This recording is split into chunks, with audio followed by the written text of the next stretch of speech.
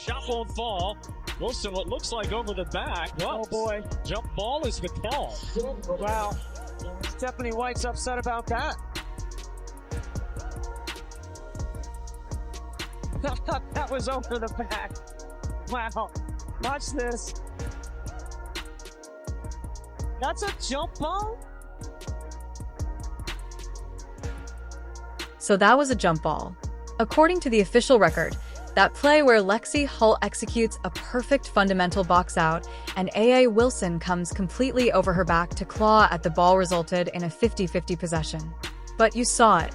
The broadcast crew was stunned. The coaches were irate. And for thousands of you watching, it was the moment a suspicion became a fact. This wasn't just one missed call. This was the boiling point.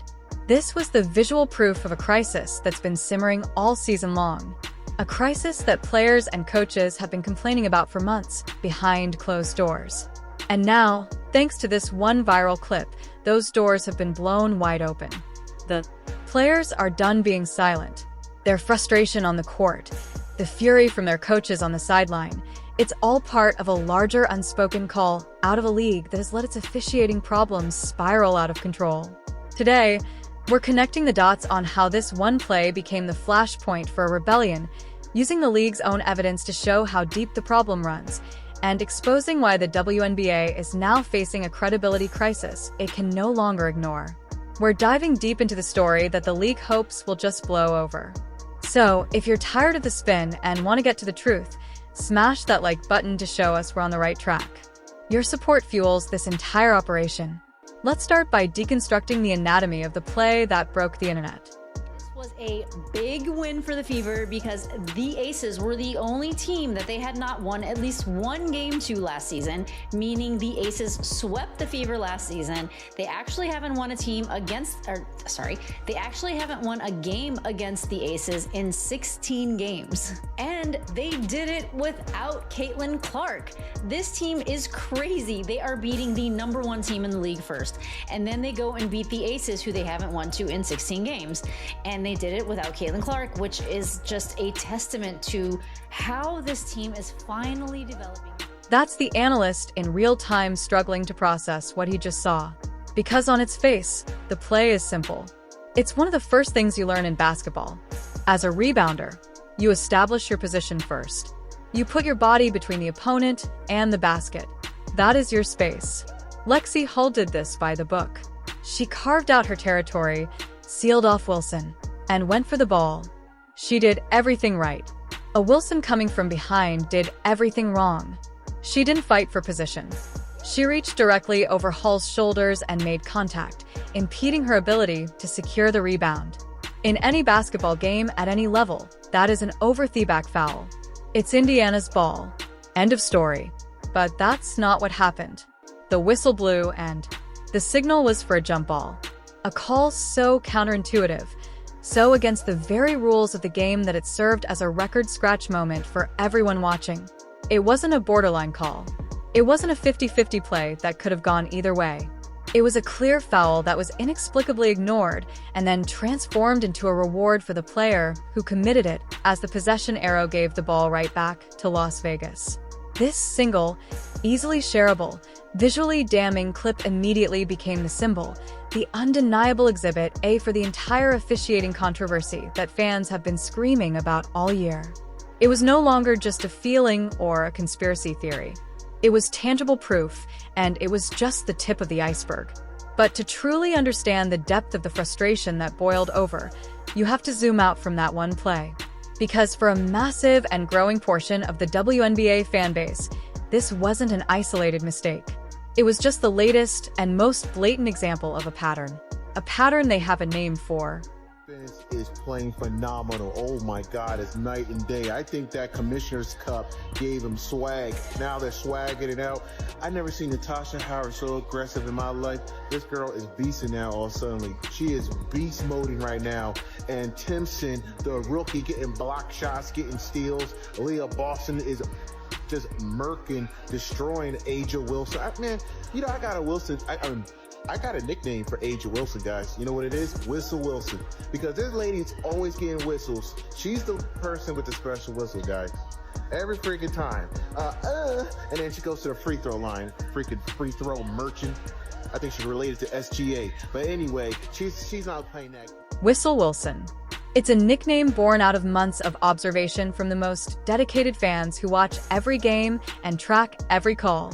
It's the embodiment of a widespread belief that A.A. Wilson, a phenomenal talent and multi-time MVP, receives a special whistle from the referees, a level of preferential treatment that simply isn't extended to other players. And in this game, the numbers tell a story that's impossible to ignore. A Wilson shot 13 free throws. The entire Indiana Fever roster, a team of 12 players, shot just 4 more than that with 17 attempts as a team. Let that sink in. One player nearly matched the free throw total of an entire opposing squad. This isn't just a fan theory cooked up on Reddit. It's a reality that was unfolding live on the broadcast. Commentators were pointing it out themselves, acknowledging that the whistles seemed to be going one way. Angel Whistle Wilson. My God, you see how many free throws that lady had? Oh my God, on the stat sheet, she had basically 30 points, but all the free throws this woman got, man, they tried their best to keep the Aces in the game, man, but it didn't matter. It didn't matter, man.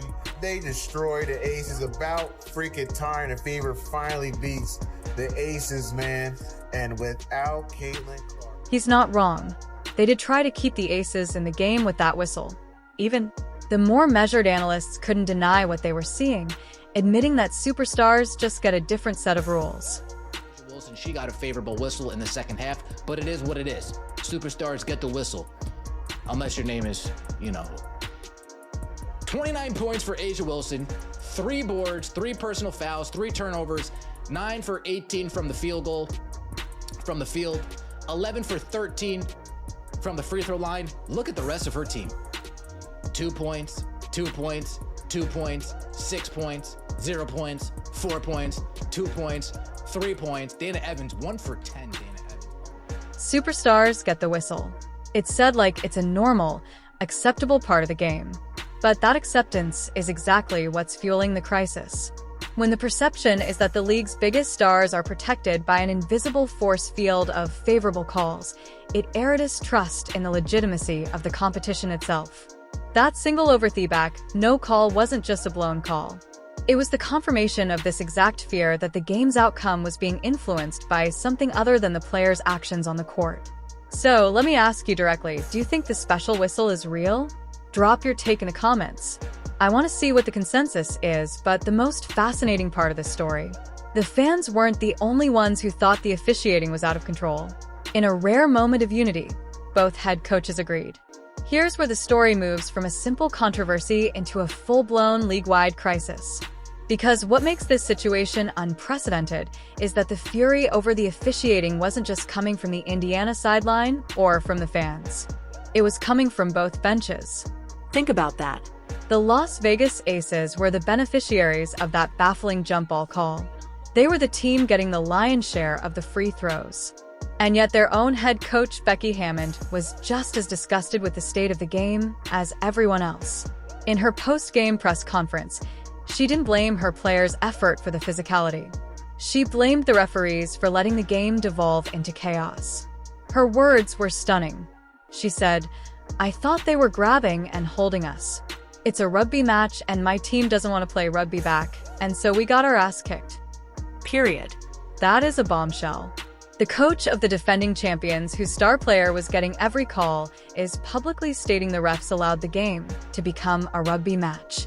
When the coach on the winning side of the bad calls believes the officials have lost complete control, it proves the problem is systemic. It's not just about bias anymore. It's about a fundamental failure to properly manage a professional basketball game. And while Hammond was fuming about the uncalled grabbing and holding, her counterpart on the Fever sideline, Stephanie White, was staging her own protest.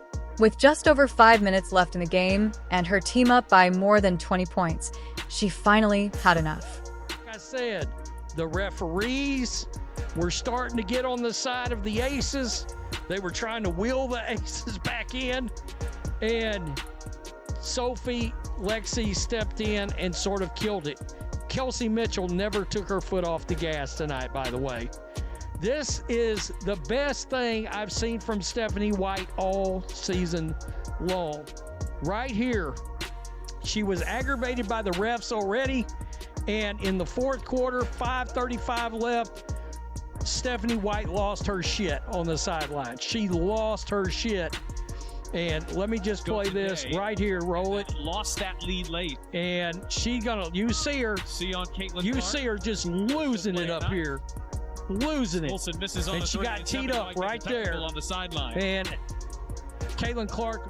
She lost her, as the commentator put it, and earned a technical foul. This wasn't a coach losing her cool in a tight game. This was a calculated message. It was a respected coach on the verge of a historic when telling the officials, and by extension the league, that their performance was unacceptable. It was a public declaration that what was happening on the floor was not a legitimate basketball contest. And the reaction from her sideline superstar, Caitlin Clark, who jumped up to high-five her teammates, tells you everything you need to know about the team's unified frustration. This was a shared sentiment. From the head coach to the franchise player, they were all in agreement. When you have two opposing head coaches in the same game essentially calling a vote of no confidence in the officiating crew, it ceases to be a debate. It becomes an undeniable fact. The officials failed, and everyone in that building knew it. And it wasn't the first time this season that shared anger between the two coaches wasn't born in a vacuum on July 3rd. It was the result of a season's worth of accumulated frustration finally erupting under the brightest lights. For weeks, a narrative has been building behind the scenes, away from the cameras. There is a prevailing belief reportedly among players and coaches that WNBA officiating is inconsistent, fails to control overly physical play, and is generally getting worse. Think about Becky Hammon's rugby match comment again. That's the core of the complaint. It's not just about missed calls. It's about a failure to maintain control and protect the players from overly aggressive play that stifles offense and increases the risk of injury. Players have reportedly felt that the league has allowed the games to become a brutal grind, and the rule book is applied differently from one night to the next. This isn't a new fight for some of these coaches. Indiana's Stephanie White has been on the front lines of this battle all season. In fact, she had already been fined by the league for her public criticism of the officiating earlier in the year. Her technical foul in this game wasn't a first offense. It was the continuation of her season-long campaign to hold the league accountable. So, what made this game different? The stage? This wasn't a random Tuesday night game. This was the two-time defending champions against the most-watched team in the league. It featured A'ja Wilson, Caitlin Clark, and a roster of other stars. Every camera, every analyst, every fan was tuned in. And on that massive stage, the officiating didn't just bend, it broke. The Wilson hole play was so egregious, so visually obvious that it became the perfect, undeniable piece of evidence to represent the entire broken system. It was the flashpoint that took the private complaints of players and coaches and made them the #1 topic of public debate. The frustration that had been simmering in locker rooms and on team buses all year finally had its viral moment.